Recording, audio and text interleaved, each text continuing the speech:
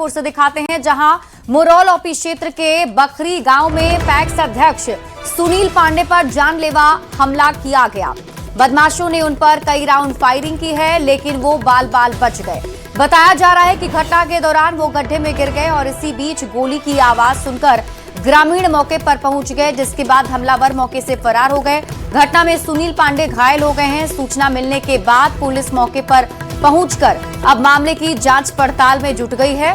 तो इस वक्त की बड़ी खबर आपको बता रहे हैं, ये बड़ी जानकारी पैक्स अध्यक्ष पर फायरिंग की खबर है। हालांकि पैक्स अध्यक्ष इसमें बाल बाल बच गए हैं। बाजार से आ रहे थे, मजदूर को अढ़ाने के लिए जैसे ही हम पगडंडी से गए, दर्जी टोला से मुसहर टोला विद्यालय की तरफ जो रोड गई है, पहले हम गए तो देखे रोशनी में जो वहाँ कोई गाड़ी लगा के खड़ा है, तो हम सिगरेट पी रहा था। हम जैसे ही क्रॉस किए कि पीछे से हम पर फायरिंग किया। एक गोली मेरे दाहिने कनपट्टी के बगल से निकला कि हम झुक गए आगे की तरफ। जब तक झुके तब तक उसका दूसरा फायरिंग हो गया था। सुनील पांडे जी हैं, वहाँ बखरी के रहने वाले हैं, जो पैक्स अध्यक्ष भी हैं। वो कल रात्रि में अपने घर से निकले थे करीब 8 बजे के आसपास में।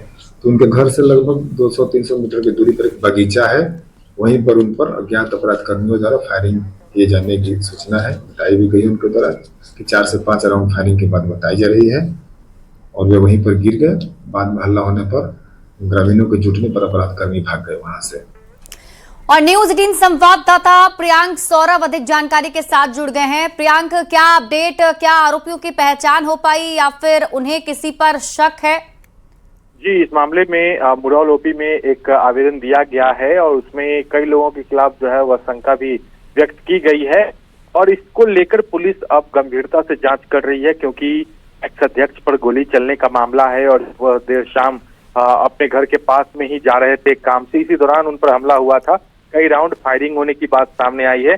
तो ऐसे में इस बात को गंभीरता से जांच की जा रही है और जो दोषी आरोपी होंगे उनकी गिरफ्तारी की बात जो है यहाँ के डीएसपी मनोज कुमार सिंह है, उन्होंने बताया है कि जल्द उनकी गिरफ्तारी कर ली जाएगी। ठीक है प्रियंक, आप इस खबर पर नजर बनाकर रखिए। शुक्रिया इस अपडेट के लिए। और बड़ी खबर आपको औरंगाबाद से बताते हैं, जहां एक युवक ने अपने ही कुछ दोस्तों पर बेरहमी से मारपीट और जान से मारने की कोशिश का आरोप लगाया है। घटना फेसर थाना क्षेत्र की है। मौला नगर निवासी पिंटू 3 जुलाई को 6 दोस्त के साथ रामगढ़ के रजरप्पा में मार्चिन मस्ती के मंदिर में दर्शन के लिए गया था। दर्शन के बाद सभी ने जमकर शराब पार्टी की, मिलकर साथ खाना खाया और उसके बाद सभी एक ही कार में लौट रहे थे। लौटने के दौरान ही कार में उसके साथ मारपीट की गई है और जान से मारने की नीयत से उसे बरही के खोड़हर के पास सुनसान जगह पर कार से फेंक दिया गया। मौके से उसके सभी दोस्त फिर फरार हो गए। औरंगाबाद पहुंचने के बाद पिंटू के दोस्तों ने ही उसकी गुमशुदगी की रिपोर्ट दर्ज करा दी, लेकिन मामले में ट्विस्ट तब आ गया जब पिंटू जिंदा बच गया और किसी तरह अपने घर पहुंच गया। घर लौटने के बाद पीड़ित ने आपबीती में दोस्तों की पूरी साजिश का खुलासा कर दिया है। पीड़ित के परिजनों ने दोषियों के खिलाफ कड़ी कार्रवाई की मांग की है। और 3 तस्वीर आपको टीवी स्क्रीन पर दिखा रहे हैं, जिसमें आप पहली तस्वीर देख सकते हैं जब दोस्तों ने कार में मारपीट की, और दूसरी तस्वीर आपको दिखा रहे हैं मारपीट से पहले ये जो पार्टी चल रही थी इन सभी की, और तीसरी तस्वीर आप देखिए जब वो घर अपने पहुंच गया। शेखपुरा से बड़ी खबर मिल रही है। लापता बीटेक छात्र का शव बरामद किया गया है। जमुआरा पहाड़ के पास ये शव मिला है। पानी भरे गड्ढे में तैरता हुआ शव बरामद किया गया। परिजनों ने छात्र राजा के रूप में उसकी पहचान की है। 2 दिन से छात्र लापता था। घर आने के बाद अचानक लापता हो गया था। शव मिलने के बाद से परिजनों का गुस्सा फूट पड़ा। लोगों ने पुलिस पर पथराव भी किए हैं, वाहन क्षतिग्रस्त कर दिया है। मामले की जांच में पुलिस की टीम जुटी भी है और मौत के कारणों की जांच जारी है। व्हाट्सएप से कॉल से बुलाया है, तो व्हाट्सएप का कौन कॉल किया है इसको बुलाया गया है, इसके जांच किया जाए। हमें तो बच्चा मेहुस मोड़ का है, बच्चा कब लापता हुआ है और लाश यहाँ आके मिली है। तो बच्चा को बुलाया गया है कॉल करके। कब लापता हुआ था? ये परसों हुआ था। 2 दिन हो गए। उसके बाद आप लोग क्या किए? हम लोग जांच कर रहे, प्रशासन से रात दिन मिले हैं, रात भर तो खोज रहे थे। है ना। क्या लगता है, क्या आशंका है? आशंका ऐसे हत्या का आशंका लग रहा है। हत्या का आशंका है। जमीनी विवाद भी इससे चल रहा था, वो तो जांच का विषय है। इसको सूचना मिली, उसके बाद हम लोग निरंतर जो है पूरे शहर के CCTV को खंगाला हम लोगों ने, और लगातार हम लोग इसका अनुश्रवण कर रहे थे पिछले 24 घंटे से। फिर कल ज्ञात हुआ कि इस एरिया में और यहाँ तक इस डायरेक्शन में वो आए हैं। जब पुलिस यहाँ पहुँची तो देखी कि उनकी मोटरसाइकिल इधर पार्क है, और यहाँ पे आप देख रहे हैं कि जो एक बहुत बड़ा एक पूल है और खाई जैसा पूल है, इसमें पानी है। तो इसी में फिर हम लोग को आशंका थी कि हो सकता है कि शायद इसमें कुछ हो सकती है अनहोनी। उसी आशंका के मद्देनज़र हम लोगों ने SDRF NDRF टीम से कोऑर्डिनेट किया। टीम आई हमारी SDRF की आज सुबह, और सर्च अभियान में उनका डेड बॉडी वहाँ मिला है। आरा से आपको बड़ी खबर बताते हैं। जेवर दुकान में दिन दहाड़े चोरी की खबर मिल रही है। दुकान में ग्राहक बनकर महिला आई थी। 4 महिलाएं चोर बनकर दुकान पर पहुंची। करीब 3.5 लाख के जेवर चोरी का दावा किया जा रहा है और पूरी घटना CCTV कैमरे में कैद हो गई है। गढ़हनी बाजार की ज्वेलरी दुकान में इस वारदात को अंजाम दिया गया है। CCTV फुटेज की मदद से जांच जारी है। ये तस्वीर भी हम आपको दिखा रहे हैं। CCTV फुटेज जो सामने आया है, और इसी फुटेज के आधार पर पुलिस की टीम महिलाओं की पहचान करने में जुटी हुई है। तो बड़ी खबर आपको इस वक्त ही बता रहे हैं, और ये तस्वीर भी आपको टीवी स्क्रीन पर दिखा रहे हैं, जहां ज्वेलरी दुकान में देखिए महिलाएं जो है वो पहुंचती हैं ग्राहक बनकर। 4 महिलाएं वहां पहुंचती हैं, और ये चारों महिला एक एक करके पहले गहने देखती है और फिर चोरी करती जाती है, जिसमें आपको CCTV फुटेज में नजर भी आ रहा होगा। एक लाइन से ये तीनों महिलाएं बैठी हैं, और सबसे पीछे वाली जो महिला है वो जेवर को छुपा रही है। करीब 3.5 लाख जेवरात की चोरी की जानकारी मिली है। हालांकि अब पुलिस की टीम इस CCTV फुटेज के आधार पर महिलाओं की पहचान करने में जुटी हुई है कि आखिर ये महिला कहां की रहने वाली है, और क्या ये कोई गैंग है या फिर इसमें और भी लोग शामिल हैं। तो फिलहाल पुलिस की टीम जांच पड़ताल में जुटी है, लेकिन ये तस्वीर आप देखिए, CCTV फुटेज जो आपको दिखा रहे हैं, ये हैरान करने वाला है। और न्यूज़ 18 संवाददाता चंदन कुमार अधिक जानकारी के साथ जुड़ गए हैं। चंदन, क्या अपडेट मिल पा रहा है इसमें? बिल्कुल, देखिए पूरा मामला चरपोखरी थाना क्षेत्र के गढ़हनी बाजार से जुड़ा हुआ है, जहां की बताते चले कि भोजपुर जिले में लगातार जो महिलाओं का गैंग है वो इस तरह की घटनाओं को लगातार अंजाम दे रहा है, और ये घटना पूरी CCTV में कैद हो गई है। पूरा मामला गढ़हनी बाजार के एक दुकान से जुड़ा हुआ है, जहां की ग्राहक के भेष में जो महिलाएं हैं वो पहुंचती है। वहां दुकानदार से वे लोग गहने मांगकर देखने लगती है, और उनको बातों में उलझा करके जो महिलाएं हैं, 4 की संख्या में जो महिलाएं साफ तौर पर CCTV फुटेज में दिख रही हैं, वो दुकानदार को बातों में उलझा देती है और उसके बाद गहने लेकर फरार हो जाती है। तकरीबन जो गहने लेकर महिलाएं फरार हुई है वो तकरीबन 4 लाख का बताया जा रहा है। और ये जो पूरा मामला है उसको लेकर के जो पीड़ित दुकानदार है उसने चरपोखरी थाने में आवेदन दिया है और पुलिस से कार्रवाई की मांग की है। लेकिन स्थानीय लोगों की अगर बात करें तो सीधे तौर पर स्थानीय लोग लगातार ये आरोप लगा रहे हैं कि इस तरह के जो बाजार है उस पर इस तरह के जो गैंग के महिलाएं हैं वो लगातार घटनाओं को अंजाम दे रही है, और ये बाहर की महिलाएं बताई जा रही हैं जो कि हर समय ग्राहक बनकर के दुकान में पहुंचती हैं, दुकानदार को बहला फुसलाकर बातों में उलझा करके और इस तरह के काम को अंजाम देती है। और एक बार फिर से ये मामला सामने आया है। हालांकि पुलिस के अनुसार जो दुकानदार है उसने आवेदन दिया है और आवेदन के बाद पुलिस कार्रवाई करने में जुटी हुई है। CCTV के आधार पर उनकी गिरफ्तारी के प्रयास में लगी हुई है। जी ठीक है चंदन, आप इस खबर पर नजर बनाकर रखिए। शुक्रिया इस अपडेट के लिए। और अगली खबर आपको मुजफ्फरपुर से दिखाते हैं, जहां पियर थाना के बड़गांव पुलिस टीम और थानेदार को बंधक बनाने के मामले में पुलिस ने बड़ी कार्रवाई की है। मामले में 8 लोगों को गिरफ्तार कर लिया गया। पुलिस ने मामले में इससे पहले एक चर्चित कॉमेडियन यूट्यूबर को भी गिरफ्तार किया था। मामले में 54 नामजद और कई अज्ञात के खिलाफ केस दर्ज है। अन्य की गिरफ्तारी के लिए लगातार छापेमारी जारी है। घटना 6 फरवरी 2026 की है, जब डीजे गाड़ी को रोकने को लेकर पुलिस और वहां के स्थानीय सरपंच के बीच बहस हुई थी, जिसके बाद पुलिस पर सरपंच की पिटाई करने का आरोप लगा, जिससे आक्रोशित लोगों ने पुलिस की गाड़ी को तोड़ दिया। पियर थाना में दिनांक 6/2/26 को एक घटना हुई थी, जिसमें अज्ञात 54 नामजद और अज्ञात लोगों द्वारा रोड जाम करके और थाना प्रभारी को के घर में बंद किया गया था और गाड़ियों की तोड़फोड़ की गई थी, साथ ही साथ रोड जाम किया गया था। उक्त कांड में छापेमारी करके आज 8 लोगों को गिरफ्तार कर न्यायिक हिरासत में लिया जा रहा है। पूर्व में एक अभियुक्त को गिरफ्तार पहले भी किया जा चुका है। अन्य लोगों की गिरफ्तारी हेतु छापेमारी की जा रही है। मुजफ्फरपुर के पियर थाना क्षेत्र के बड़गांव में हुए पुलिस टीम पर हमला मामले में अब पुलिस ने एक बार फिर से बड़ी कार्रवाई करते हुए 8 लोगों को गिरफ्तार कर लिया है। हालांकि यह जो मामला है वह फरवरी 2026 का है, जब पुलिस टीम पर हमला हुआ था, डीजे विवाद बताया गया था। वहीं वहां के स्थानीय सरपंच की पिटाई की भी बात सामने आई थी, काफी विवाद हुआ था। इस मामले में कुछ महीने बाद एक चर्चित यूट्यूबर को भी गिरफ्तार किया गया था, लेकिन अब पुलिस ने इस मामले में फिर से कई लोगों को गिरफ्तार किया है। 8 अन्य लोगों को गिरफ्तार किया है। वहीं 54 लोग जो नामजद है, जिसमें से अब तक 9 लोगों को गिरफ्तार कर लिया गया है, बाकी लोगों की तलाश अब तक जारी है। तो 6 फरवरी 2026 को बड़गांव में हुए पुलिस टीम पर हमला मामले में एक बार फिर से टीम ने बड़ी कार्रवाई की है और अन्य की तलाश अब भी जारी है। मुजफ्फरपुर से न्यूज़ 18 के लिए प्रियांक सौरभ।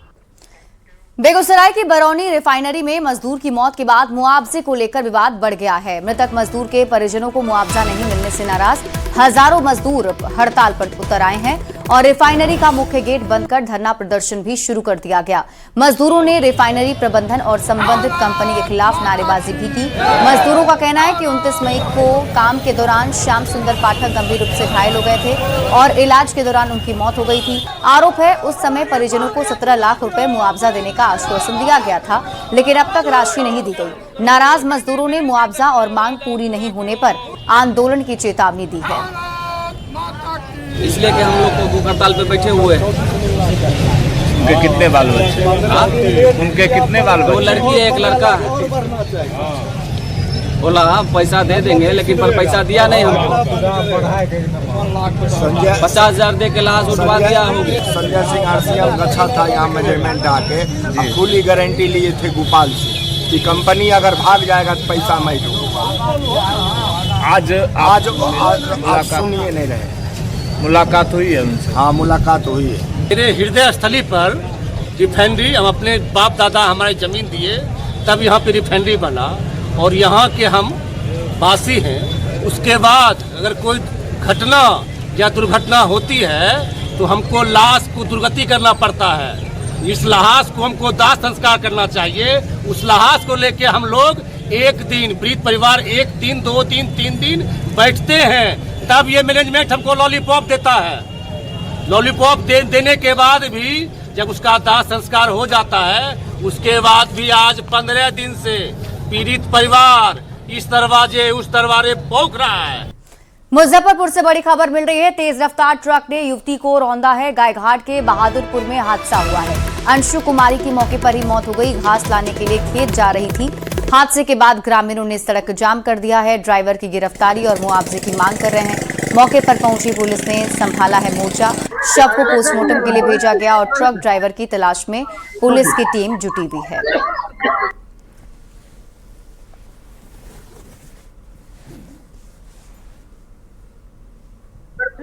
सुबह में मेरे बच्चे भी आ रहा था इधर से, वो कोई आवाज नहीं आ रहा था। गाड़ी बड़ा कितना है, बहुत ज्यादा चलाता है गाड़ी स्पीड में। एक बच्चा को जान नहीं बचाया। एक गाड़ी वाला को क्या मिलना चाहिए?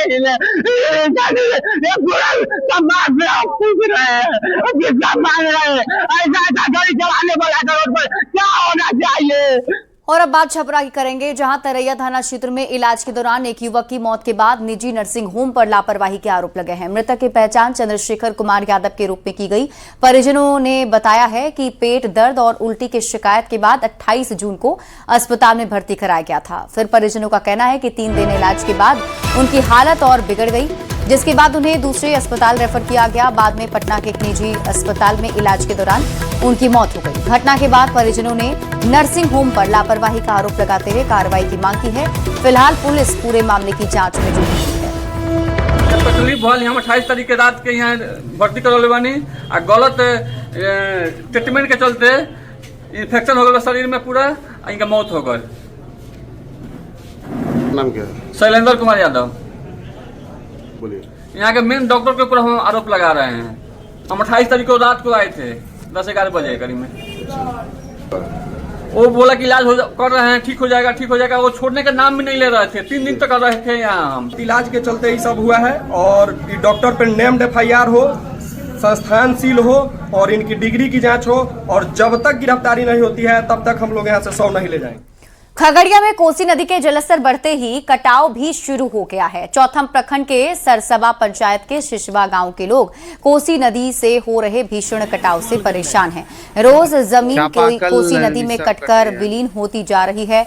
कटाव अब गांव के मुहाने पर पहुंच गया है। धीरे धीरे गांव की सड़क कटकर नदी में विलीन हो रही है। जिस तरह से भीषण कटाव शुरू हुआ है उससे शिशवा गांव के अस्तित्व पर भी खतरा मंडराने लगा है। नदी किनारे बसे शिशवा गांव के लगभग 150 परिवार के लोग दहशत के बीच दिन रात गुजारने को मजबूर हैं।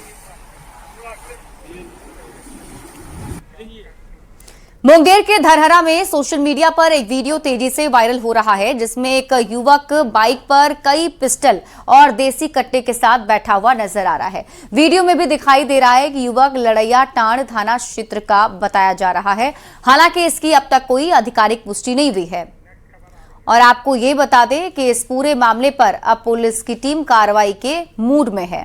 इस बीच एक बड़ी खबर सामने आ रही है। पीएम नरेंद्र मोदी ने एक बार फिर से बीजेपी अध्यक्ष नितिन नवीन की तारीफ की है। पीएम मोदी ने कहा कि नितिन नवीन की सादगी और सरलता हर बीजेपी कार्यकर्ता के लिए गर्व की बात है। दरअसल नितिन नवीन के क्लासमेट रहे एक मित्र ने नितिन नवीन की कहानी शेयर की जिसमें उन्होंने उनकी सादगी और सरल व्यवहार की तारीफ की। इस पोस्ट को खुद पीएम नरेंद्र मोदी ने भी ट्वीट किया। यही नहीं, पीएम मोदी ने साथ में कैप्शन भी लिखा कि नितिन नवीन की सादगी और सरलता हर कार्यकर्ता के लिए गर्व की बात है। बढ़ते आगे और अब बात अगली खबर की। बांकीपुर में विधानसभा उपचुनाव के लिए आज से नामांकन शुरू हो चुका है और इसके साथ ही सियासी पारा भी चढ़ने लगा है। कल तक जो विपक्ष बीजेपी को पछाड़ने के लिए एकजुट होने का दावा कर रहा था, आज विपक्षी गठबंधन में ही खाई बढ़ती दिख रही है। आरजेडी ने बांकीपुर सीट पर अपनी दावेदारी जता दी। पार्टी प्रवक्ता मृत्युंजय तिवारी ने कहा कि बांकीपुर से आरजेडी अपना उम्मीदवार उतारेगा। हालांकि अंतिम फैसला पार्टी के आला नेता लालू प्रसाद और तेजस्वी यादव करेंगे। बांकीपुर सीट पर जो विधानसभा का उपचुनाव होना है 30 तारीख को, इस पर राष्ट्रीय जनता दल अपना उम्मीदवार देगी। राष्ट्रीय जनता दल के उम्मीदवार 2025 के विधानसभा चुनाव में भी 44,000 लगभग वोट लाए थे। मुख्य विपक्षी दल है, धरातल पर सबसे मजबूत बड़ी पार्टी राष्ट्रीय जनता दल है। बाकी फैसला नेतृत्व को करना है, लेकिन ये तय है कि विधानसभा का जो उपचुनाव हो रहा है बांकीपुर में, उसमें राष्ट्रीय जनता दल के उम्मीदवार होंगे। इसमें कहीं कोई शक शंका नहीं है। बांकीपुर सीट पर कांग्रेस का दावा सबसे मजबूत बनता है। बांकीपुर सीट कांग्रेस की पारंपरिक सीट रही है, इसलिए इंडिया गठबंधन के जो तमाम दल हैं, सहयोगी दल हैं, उन्हें इस पर निर्णय लेना है। हमें अकेले निर्णय नहीं लेना है। और अगर इंडिया गठबंधन का कोई दल बिना सहयोगी दलों से बातचीत किए उस पर अपना दावा कर रहा है या अपने उम्मीदवार की घोषणा कर रहा है, इसका मतलब है कि इंडिया गठबंधन से अलग है, वो बाकी दलों को महत्व नहीं दे रहा है। तो हम वैसे किसी सहयोगी को महत्व देने के लिए विवश नहीं है, मजबूर नहीं है। वहां हमारी मजबूत दावेदारी है। तो बांकीपुर विधानसभा उपचुनाव को लेकर विपक्षी दलों में सिर्फ उटवल शुरू हो गया है। जिस कांग्रेस के नेता कल तक प्रशांत किशोर को समर्थन देने की वकालत कर रहे थे, उसी कांग्रेस ने अब अपना उम्मीदवार उतारने की बात कह दी है। तो सहयोगी आरजेडी भी ताल ठोक रहा है। ऐसे में चुनाव से पहले ही कांग्रेस आरजेडी में भिड़ंत पर एनडीए नेताओं ने जोरदार पलटवार किया है। बीजेपी और जेडीयू के नेताओं ने कहा है कि विपक्ष की लड़ाई एनडीए से नहीं बल्कि उनकी आपस में ही लड़ाई है और ऐसे में बिखरे विपक्ष पर जनता कभी भरोसा नहीं करेगी, एनडीए को ही अपना समर्थन देगी। बांकीपुर में विपक्ष की लड़ाई भाजपा से नहीं आपस में है। जन सुराज अलग उम्मीदवार उतार रहा है, राजद अलग दावा कर रहा है और कांग्रेस भी मैदान में उतरने की बात कर रही है। जिस महागठबंधन में नेता, नीति और नियत पर ही सहमति नहीं है, वह भाजपा को क्या चुनौती देगा? चाहे वो तेजस्वी यादव हो या कांग्रेस हो। तेजस्वी यादव तो यूरोप के यात्रा पे चले गए और कांग्रेस पार्टी तो पहले से ही बिखरी हुई है। दोनों में सिर्फ इटौवल चल रहा है। तो बांकीपुर से जनसुराज के उम्मीदवार प्रशांत किशोर ने कहा कि बांकीपुर की जनता पढ़ी लिखी और समझदार है। ऐसे में ये चुनाव ना सरकार बनाने के लिए है, ना विधायक बनाने के लिए। अगर बिहार की राजनीति में बदलाव होना है तो इसी उपचुनाव से बदलाव की शुरुआत होगी। चुनाव हो रहा है इसलिए कि ये भाजपा का सो कॉल्ड इतना बड़ा किला है जिसको जहां भाजपा को हराया नहीं जा सकता है, इसलिए क्योंकि मैं समझता हूं कि बिहार के सबसे पढ़े लिखे, सबसे प्रबुद्ध, सबसे समृद्ध मतदाता बांकीपुर में रहते हैं। तो अगर बिहार में परिवर्तन होना है, बदलाव होना है, तो बिहार के सबसे पढ़े लिखे समृद्ध लोग अगर उस अभियान के, उस प्रयास का हिस्सा नहीं बनेंगे तो बिहार में बदलाव कैसे होगा। मेरा ऐसा विश्वास है कि बिहार के सबसे प्रबुद्ध और समृद्ध मतदाता बिहार में एमएलए बनाने के लिए नहीं, सरकार बनाने और हटाने के लिए नहीं, बिहार में एक नई राजनीतिक शुरुआत के लिए वोट करेंगे। और निश्चित तौर पर उनके सामने अब एक विकल्प है, उस विकल्प के पक्ष में वो खड़े होंगे, ऐसा मेरा विश्वास है। जेडीयू के राष्ट्रीय कार्यकारी अध्यक्ष और राज्यसभा सांसद संजय झा ने कहा है कि बांकीपुर सीट से निश्चित तौर पर बीजेपी की जीत होगी और इसमें कोई शक ही नहीं है। विपक्ष की दावेदारी पर उन्होंने कहा कि लोकतंत्र में सबको चुनाव लड़ने का अधिकार है। मैं चुनाव में किसी को भी कहीं से खड़ा होने का अधिकार है और जनता मालिक होती है वोट के समय में। जहाँ तक बांकीपुर के चुनाव का बात है, ये पूरे बिहार के लिए इतनी बड़ी प्रतिष्ठा की बात है कि बिहार के ये आदमी जो नेता है उनको राष्ट्रीय अध्यक्ष बनाया गया भारतीय जनता पार्टी। और बांकीपुर में एनडीए जो हम लोगों को फीडबैक है, जो जानकारी है, बहुत बड़े मार्जिन से चुनाव जीती। तो बांकीपुर विधानसभा चुनाव को लेकर विपक्ष में अपनों के बीच की तलवारें खिंच गई हैं। वहीं बीजेपी के राष्ट्रीय प्रवक्ता शहनवाज हुसैन का दावा है, आरजेडी, कांग्रेस या प्रशांत किशोर कोई भी लड़े, परिणाम पर कोई फर्क पड़ने वाला नहीं है। हाँ, इंतजार जरूर है। विपक्ष में इस बात को लेकर लड़ाई जरूर है कि बांकीपुर में नंबर 2 पर कौन रहेगा और नंबर 3 पर कौन रहेगा। शहनवाज हुसैन ने कहा कि प्रशांत किशोर सिर्फ चर्चा में रहेंगे और चाहे प्रशांत किशोर लड़ें, प्रशांत किशोर चर्चा में बहुत रहेंगे, क्योंकि पिछले बिहार विधानसभा चुनाव में कहीं पे जमानत भी उनके उम्मीदवार की नहीं बची थी। आरजेडी और कांग्रेस दोनों दावा कर रही हैं और दोनों के दावे जो हैं वो करने का उनका अधिकार है, ये उनका मामला है। सब लोगों को है कि नंबर 2 पे कौन आएगा, नंबर 3 पे कौन आएगा, इसके लिए प्रयासरत है। तो बांकीपुर उपचुनाव को लेकर बिहार के मंत्री संतोष सुमन ने भी विपक्ष पर तंज कसा है और उन्होंने कहा कि महागठबंधन के लोग चुनाव लड़ने से डर गए हैं और मैदान छोड़कर भाग गए हैं। संतोष सुमन ने कहा कि बांकीपुर का नतीजा बीजेपी के पक्ष में आएगा और उसमें किसी को कोई शक नहीं होना चाहिए। गठबंधन के लोग उस सीट पर चुनाव लड़ने से डर गए हैं, मैदान छोड़ के भाग गए हैं। पिछले चुनाव में कांग्रेस पार्टी वहां से चुनाव लड़ी थी, उसने हाथ खड़ा कर दिया। तो आप यही समझ लीजिए कि कितना डर है आज भी महागठबंधन के लोगों को। एनडीए राष्ट्रीय अध्यक्ष भारतीय जनता पार्टी का वो सीट है और हम समझते हैं कि वो सीट पर कहीं पर कोई दिक्कत नहीं है। उनकी पुरानी सीट है, उन्होंने काम किया है, जनता का आशीर्वाद उनके साथ है, तो कहीं कोई दिक्कत ही नहीं है। कौन लड़े क्या लड़े, इससे क्या मतलब। और इसी के साथ